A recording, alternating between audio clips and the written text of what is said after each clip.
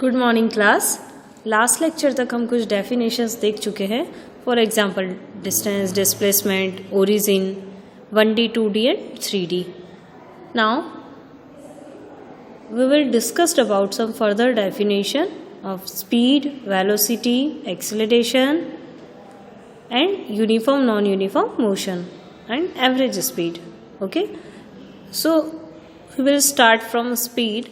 Speed that means चाल।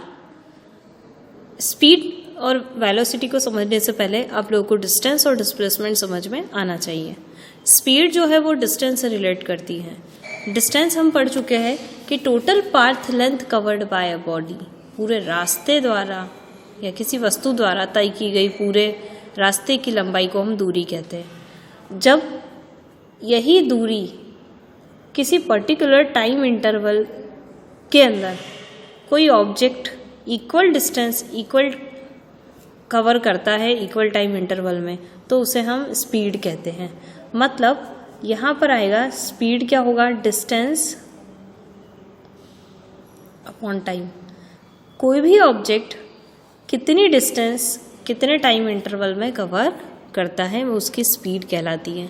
एक example लेते कि आप नॉर्मली रोड साइड पर खड़े हैं और एक साइकिल चलाकर कोई पर्सन वहाँ से गुजरता है, दूसरा पर्सन बाइक से वहाँ से गुजरता है। आप दोनों की चलाने की गति देखकर या मोशन देखकर इतना तो आइडेंटिफाई कर लेते हैं कि बाइक ज़्यादा फास्ट है और साइकिल स्लो है। ठीक है, यानी कि अगर उन दोनों को ही 2 किलोमीटर ट्रैवल करना है तो पहले कौन पहुंचेगा, ये आइडिया आप दोनों की मोशन को देखकर पता कर सकते हैं। यानी आप इतना तो आप आइडेंटिफाई कर सकते हैं कि कौन सी मोशन फास्ट है और कौन सी स्लो है। लेकिन वो कितनी फास्ट है या कितनी स्लो है, क्या आप उसे एक पर्टिकुलर वैल्यू के द्वारा शो कर सकते हैं। फॉर एग्जाम्पल अगर ए कार है, ए कार ट्रैवल कर रही है और ये बी कार ट्रैवल कर रही है, बी कार ने ए को ओवरटेक कर लिया, तो इससे आप इतना पता लगा सकते हैं कि बी की स्पीड फास्ट है। अब यहाँ मैं स्पीड टर्म यूज़ कर रही हूँ, है ना। जनरली आप जो फास्ट मोशन करने वाले को ये कहेंगे कि इसकी स्पीड फास्ट है इसके कंपैरिजन में। तो ये स्पीड होता क्या है ना। और स्पीड आया कहाँ से, ये स्पीड टर्म ही वही है जो हमें ये समझाता है कि दोनों में से कौन कितना फास्ट है। हम फास्ट या स्लो बता सकते हैं, लेकिन कितना है ये वैल्यू दिखाने के लिए हमें एक टर्म स्पीड की ज़रूरत पड़ती है। यहाँ मैं कह सकती हूँ कि बी की स्पीड फास्ट है ए के कंपैरिजन में। ठीक है, तो कितनी है वो कैसे निकालेंगे, डिस्टेंस बाय टाइम। यानी कि दोनों ही कार जो है ए और बी वो कितने टाइम इंटरवल में कितनी डिस्टेंस ट्रैवल करती है। फॉर एग्जाम्पल इसे 2 किलोमीटर ट्रैवल करने के लिए 1 मिनट लगता है। ठीक है, ये समझ लीजिए 5 मिनट लगता है। ठीक, और इससे 2 किलोमीटर ट्रैवल करना है, यही रास्ते को ट्रैवल करते हुए जाना है, और इससे लगता है 3 मिनट। तो अब आप बताइए कि दोनों में से दोनों को डिस्टेंस जो ट्रैवल करनी थी उसमें से सबसे कम टाइम किसे लग रहा है, बी को लग रहा है। यानी बी की स्पीड फास्ट है। यानी कि ये डिस्टेंस और स्पीड डायरेक्टली प्रोपोर्शनल है और ये इन्वर्सली है। यानी जितना कम टाइम लगेगा उतनी स्पीड क्या होगी, फास्ट होगी। ये 3 मिनट में ही पहुंचा देगा, यानी कि इसकी स्पीड फास्ट है। ये 5 मिनट में, यानी इसकी स्पीड इसके कंपैरिजन में स्लो है। ठीक है, यानी कि कोई ऑब्जेक्ट कितनी डिस्टेंस ट्रैवल करती है। सपोज करिए कि सी नाम की एक कार है, वो 10 किलोमीटर ट्रैवल करती है 5 मिनट में, तो उसकी स्पीड क्या होगी, 10 किलोमीटर बाय 5 मिनट। अब आप देखिए इसकी यूनिट क्या होगी स्पीड की, किलोमीटर पर मिनट। तो 5 से 10 को डिवाइड कीजिए, मतलब इसकी स्पीड है 2 किलोमीटर पर मिनट।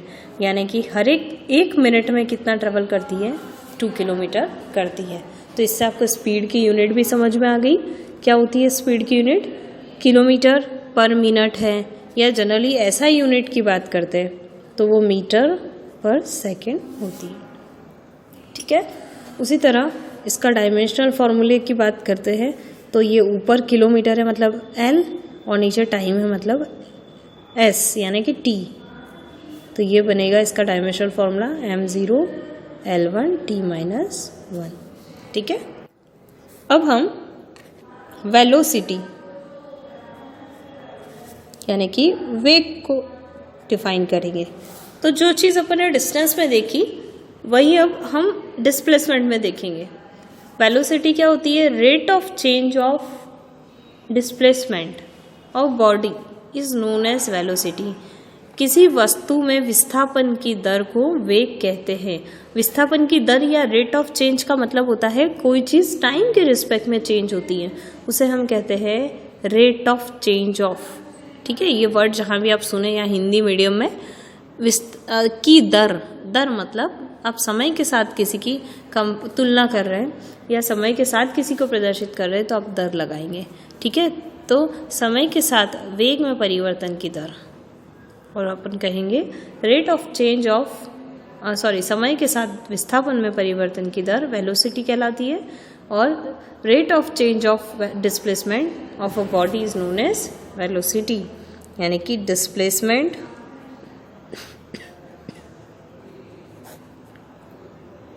Upon time.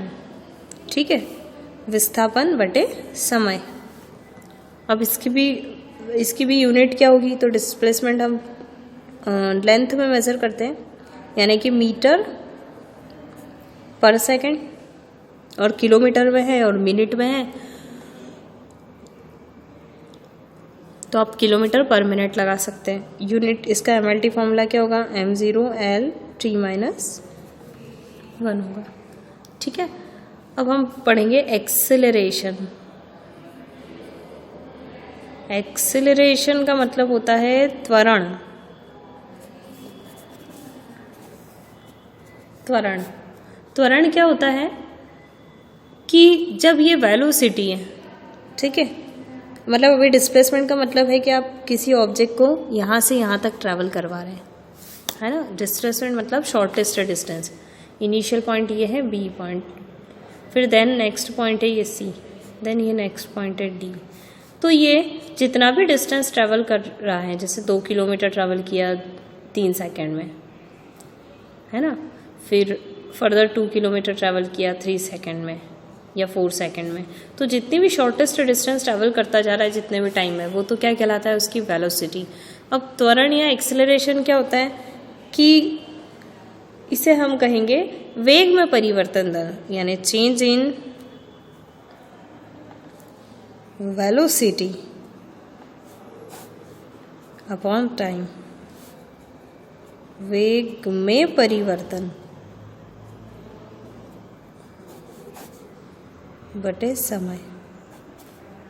अब आप इसे समझिए, आप गाड़ी को एक्सेलरेट करते, आपने देखा होगा कि गाड़ी कभी भी एक स्पीड में नहीं चल सकती, आप लगातार स्पीड को कम ज़्यादा करते रहते हैं। एक्सेलरेट करना मतलब उसकी स्पीड को बढ़ाना या कम करना। उस केस में आप लगातार जब वो ट्रैवल कर रही है, आप फर्दर यहाँ से यहाँ तक के लिए कुछ सेकंड के लिए उसकी स्पीड कुछ और होगी, उसकी वो जो डिस्प्लेसमेंट उसने किया है final to initial to final point तक, कुछ यहाँ से यहाँ तक के डिस्टेंस में उसका जो आपने स्पीड बढ़ा दी है, समझ लीजिए एक्सेलरेट कर दिया। यहाँ से यहाँ तक के लिए आपने स्लो चलाई, फिर यहाँ से यहाँ तक के लिए आप फिर थोड़ी सी स्पीड आपने बढ़ा दी, मतलब थोड़ा सा उसे फास्ट चलाई, फिर उसे स्लो कर दिया। तो इस तरीके से लगातार कुछ डिस्टेंस में आप लगातार उसका क्या चेंज करते जा रहे हैं? वेग, वेलोसिटी। वो जिस वेलोसिटी से मूव कर रही है वो हर छोटे छोटे टाइम इंटरवल में लगातार उसकी वेलोसिटी चेंज होती जा रही है। तो इसी वेलोसिटी या वेग का चेंज होना समय के साथ, या हर टाइम इंटरवल लग रहा है ना सभी का, तो समय के साथ वेग में परिवर्तन क्या कहलाता है? एक्सेलरेशन। आपने ये एक्सेलरेशन वर्ड या त्वरण का सुना होगा, त्वरित करना या एक्सेलरेट करना, यानी कि बार बार वेलोसिटी में चेंज आना।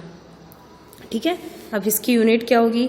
वेग में परिवर्तन मतलब ये तो वेग है, वेग का सूत्र होता है मीटर पर सेकेंड, और एक और सेकेंड है तो बन जाएगा मीटर पर सेकेंड स्क्वायर, इसका इसमें गुणा होगा, यानी कि m0 L t-2, ये इसका विमीय सूत्र या डायमेंशनल फॉर्मूला होगा। अब देखो, जो स्पीड है वो कैसी राशि है? अदिश। अदिश यानी कि स्केलर। इसको हम अभी आगे देखेंगे इस टॉपिक को। और ये जो है वेलोसिटी और एक्सेलरेशन, ये सदिश है, और ये भी सदिश है। सदिश का मतलब होता है वेक्टर, क्योंकि डिस्प्लेसमेंट एक वेक्टर है तो उससे बनने वाली क्वांटिटी वेक्टर होगी। और वेलोसिटी अगर वेक्टर है तो एक्सेलरेशन भी चेंज इन वेलोसिटी कहलाता है, तो इसलिए ये भी क्या होगा? वेक्टर होगा। ठीक है, अब हम नई डेफिनेशन पढ़ेंगे यूनिफॉर्म और नॉन यूनिफॉर्म मोशन, जो कि आप पहले पढ़ चुके। यूनिफॉर्म मोशन, एक समान गति, एक समान गति। जब कोई वस्तु समान समय अंतराल में समान गति तय करती है तो उसे हम एक समान गति कहते हैं।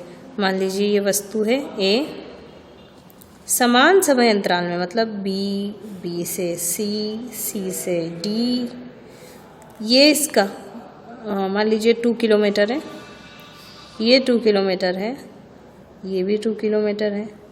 और हर टाइम पर ए से बी तक जाने के लिए, जैसे भी मैंने आपको वेलोसिटी में चेंज बताया ना कि कुछ टाइम के लिए वो फास्ट है मोशन, कुछ टाइम के लिए स्लो है, तो हर बार टाइम इंटरवल अलग अलग होता है।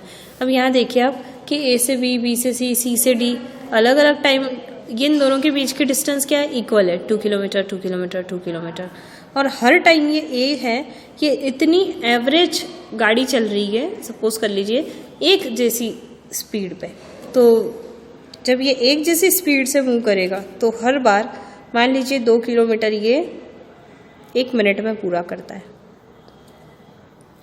उसी तरह अगला बी से सी जाने के लिए भी ये सेम टाइम ले रहा है, अगेन सी से डी जाने के लिए सेम टाइम ले रहा है। ऐसे प्रैक्टिकली ये पॉसिबल नहीं होता।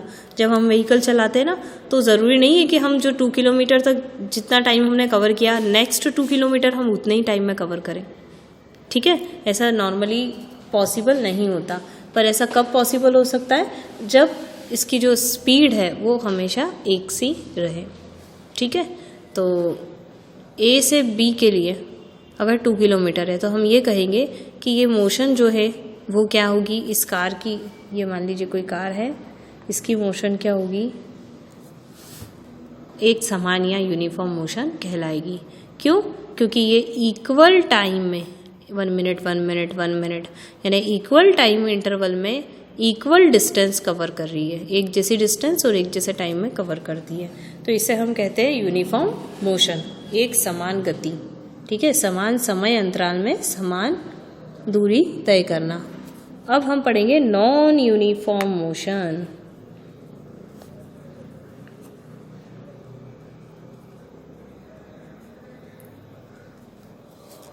नॉन यूनिफॉर्म मोशन का मतलब होता है कि जब कोई वस्तु समान समय अंतराल में असमान दूरी तय कर रही है, यानी when an object covers unequal distance, समान समय अंतराल में, ठीक है, असमान दूरी तय करेगी, यानी when an object covers unequal distance in equal time interval. मान लीजिए कि ये कोई कार है, वो भी पॉइंट ए पर है, ए से बी तक जाने में उसे 1 मिनट लगा, लेकिन वो डिस्टेंस उसने 2 किलोमीटर ट्रैवल किया। नेक्स्ट 1 मिनट में उसने 3 किलोमीटर ट्रैवल किया। अगेन 1 मिनट में उसने 2.5 किलोमीटर ट्रैवल किया।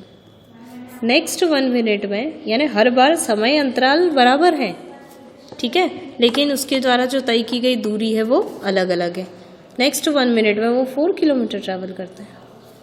तो जब कोई वस्तु समान समय अंतराल में इक्वल टाइम इंटरवल में असमान दूरी तय करती है, अनइक्वल डिस्टेंस ट्रैवल करती है, तो ऐसी मोशन क्या कहलाती है? Non uniform motion. इसे हम कहेंगे असमान गति। ये 2 प्रकार की गतियाँ देखी हमने, एक समान गति और एक असमान गति। ठीक है, अब कई बार क्या होता है कि स्पीड पता करनी होती है हमें, तो एवरेज स्पीड के बारे में हम पढ़ेंगे। एवरेज स्पीड क्या होती है, यानी कि औसत वेग। अब हमें पता है कि गति करती हुई किसी भी वस्तु की जो चाल है वो हर बार इक्वल नहीं हो सकती, हर बार टाइम इंटरवल के हिसाब से थोड़ा बहुत वेरिएशन आता है। तो उस टाइम पे हम क्या करेंगे कि टोटल डिस्टेंस वो वस्तु जितनी भी चलती है, जैसे मान लीजिए ये वस्तु चलना शुरू कर रही है, इक्वल टाइम इंटरवल है बट इसकी जो डिस्टेंस ट्रैवल है वो कैसी है, अनइक्वल है। अनइक्वल है तो मुझे इसका क्या निकालना है, ये नॉन यूनिफॉर्म मोशन है पर मुझे इसकी स्पीड निकालना है। बताइए ये किसी स्पीड से चल रही है, तो आप आइडेंटिफाई नहीं कर पा रहे हो ना कि इसका तो टाइम इंटरवल तो एक जैसा है पर हर टाइम इंटरवल में इसकी जो डिस्टेंस है वो अलग अलग है। ठीक है, और इस स्पीड को अभी आपने पढ़ा कि जो डिस्टेंस होती है डिवाइडेड बाय टाइम, तो आप हर बार स्पीड अलग अलग निकलेगी। देखो इसकी स्पीड है ए से बी तक के लिए 2 किलोमीटर पर मिनट, बी से सी के लिए 3 किलोमीटर पर मिनट, सी से डी के लिए 2.5 किलोमीटर पर मिनट और डी से ई के लिए 4 किलोमीटर पर मिनट है। तो क्या आप कोई एक आंसर बता सकते हैं? नहीं। उस केस में आप फाइनली इस कार की एवरेज स्पीड बता सकते हैं। एवरेज स्पीड कैसे बताएंगे, ये टोटल कितनी डिस्टेंस ट्रैवल किया है इसने, देखिए 2 + 3 + 2.5 + 4, 2 और 3 5, 5 4 9, 9 to 11.5, यानी टोटल डिस्टेंस जो भी कवर करता है व्हीकल वो डिवाइडेड बाय से टोटल टाइम कितना लगा, इससे हमें इसकी एवरेज स्पीड पता चल जाती है। ठीक है, तो total distance divided by total time. अब देख सकते हैं 11.5 किलोमीटर ट्रैवल किया इसने 1 2 3 4 मिनट में, डिवाइडेड बाय 4 सॉल्व करके इसकी एवरेज स्पीड हम पता कर सकते हैं। तो ये बहुत सिंपल कंसेप्ट है और इम्पॉर्टेंट टॉपिक भी है। अब हम लोग इक्वेशंस ऑफ मोशन को डिफाइन करेंगे। वैसे तो आप इसे 9th क्लास में पढ़ चुके हैं, बट फिर से रिपीट करेंगे। गति की समीकरणें, ठीक है, इक्वेशंस ऑफ मोशन, गति की समीकरणें कितनी होती है, टोटल 3 होती है। फर्स्ट इक्वेशन पहले हम निकालेंगे,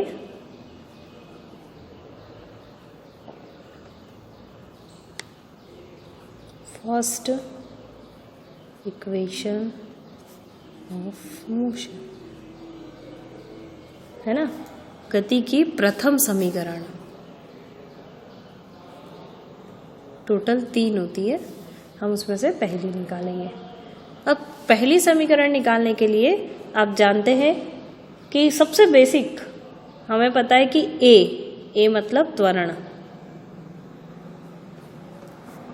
त्वरण क्या होता है, चेंज इन वेलोसिटी, यानी विस्थापन में परिवर्तन।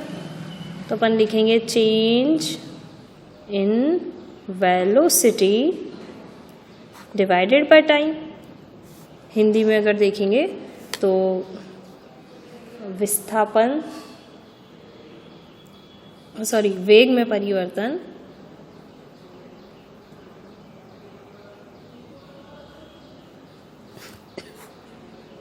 बटे समय अंतराल। ठीक है, अब मान लीजिए कि कोई वस्तु है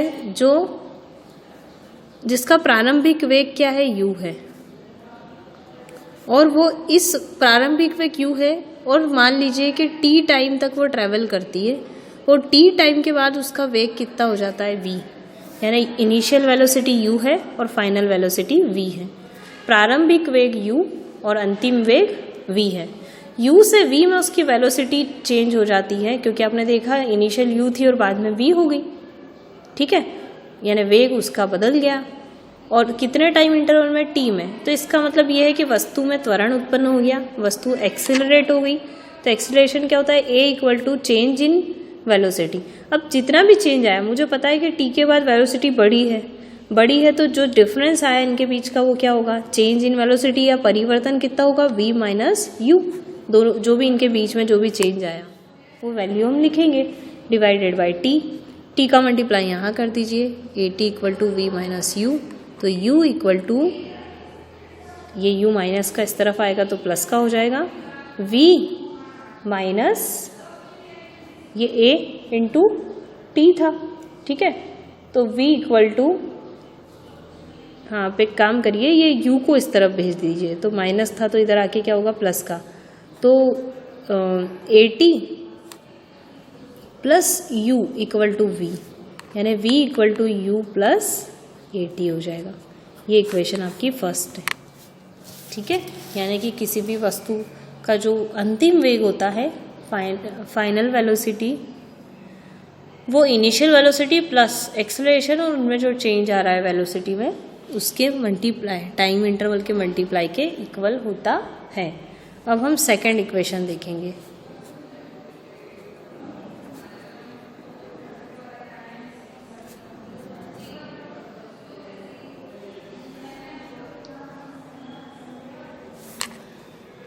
द्वितीय गति की द्वितीय समीकरण।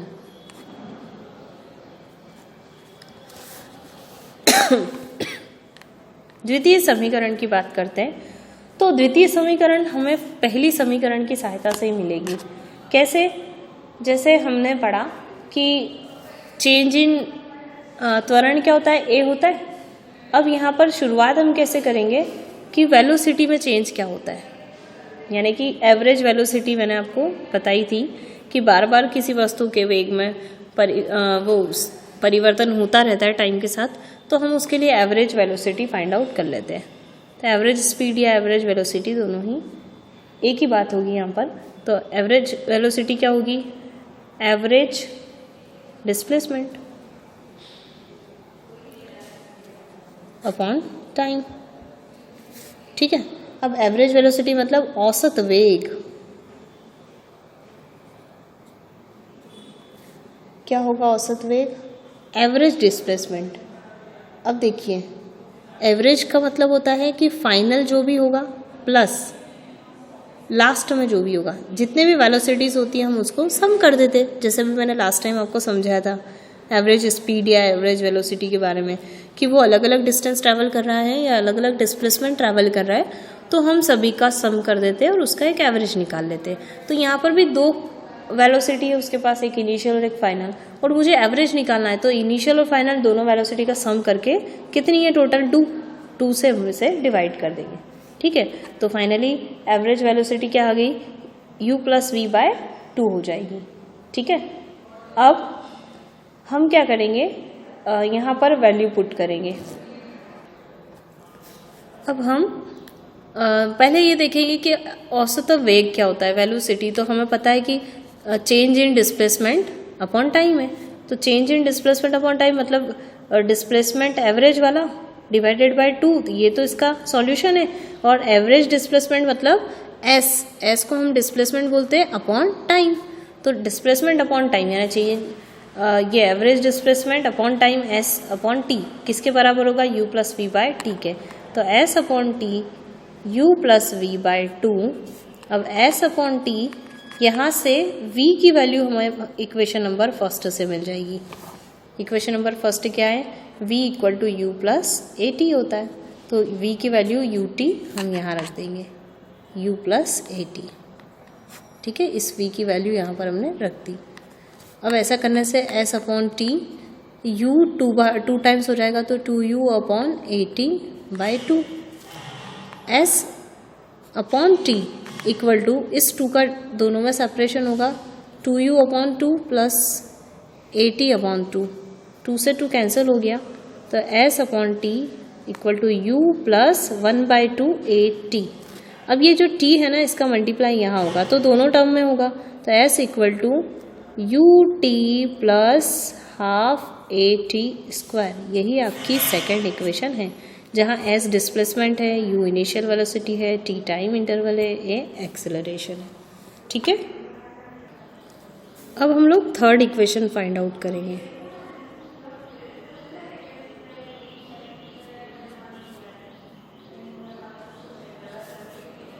तृतीय समीकरण, गति की तृतीय समीकरण, ठीक है। उसे पता करने के लिए आपको पहली दो पता होना चाहिए, v equal to u plus a t, और सेकेंड वाली है s equal to u t plus half a t square. ठीक है, अब आप इक्वेशन फर्स्ट लीजिए, उससे t की वैल्यू आपको निकालना है। t की वैल्यू क्या होगी, u इधर आ जाएगा तो v माइनस यू और a डिवाइड हो जाएगा। सिंपल, इस इक्वेशन से t की वैल्यू u इधर आकर माइनस का और a इंटू में है तो डिवाइड में हो जाएगा।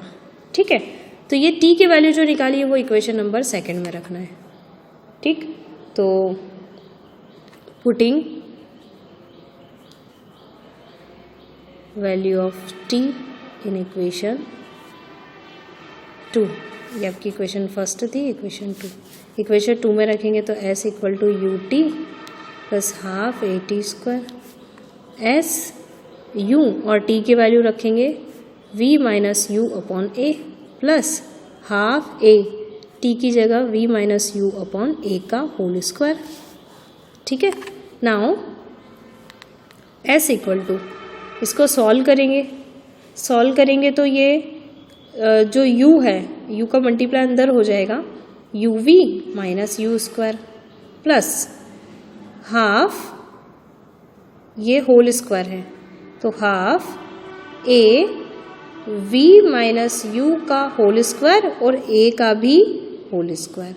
ठीक है, अब इस एक ए से एक ए का स्क्वायर कैंसिल हो जाएगा तो s equal to u v minus u square upon a plus finally यहाँ क्या बचा, v माइनस यू का स्क्वायर अपॉन 2a। ठीक है, अब इस 2a का एलसीएम होगा 2a और a का, तो s इक्वल टू इसका एलसीएम होगा 2a, a से a कैंसिल आउट होगा, बचेगा 2 का मल्टीप्लाई यहाँ होगा तो 2uv minus 2u square, 2a से 2a कैंसिल हुआ तो फाइनली क्या बचा, v माइनस यू का होल स्क्वायर। अब हम इसका होल स्क्वायर खोलेंगे, a square plus b square minus 2ab, ठीक है, डिवाइडेड बाय 2a। अब देखिए 2uv माइनस का 2uv प्लस का कैंसिल आउट हो गया, finally we get v square और माइनस 2u स्क्वायर में से प्लस 1u स्क्वायर कैंसिल होगा तो माइनस का u स्क्वायर बचा अपॉन 2a का मल्टीप्लाई इसमें होगा तो s 2a s हो जाएगा v square minus u square, v square one side रहेगा, u स्क्वायर यहाँ आए तो v square equal to u square plus 2as, ये इक्वेशन नंबर 3 है। तो ये हमने मोशन इक्वेशन को डिराइव किया, 3 ही होती है मोशन की इक्वेशन और तीनों को हमने डिराइव किया है। ठीक है, तो आज के लिए इतना ही, आप खुद इसकी प्रैक्टिस कीजिएगा। Thank you.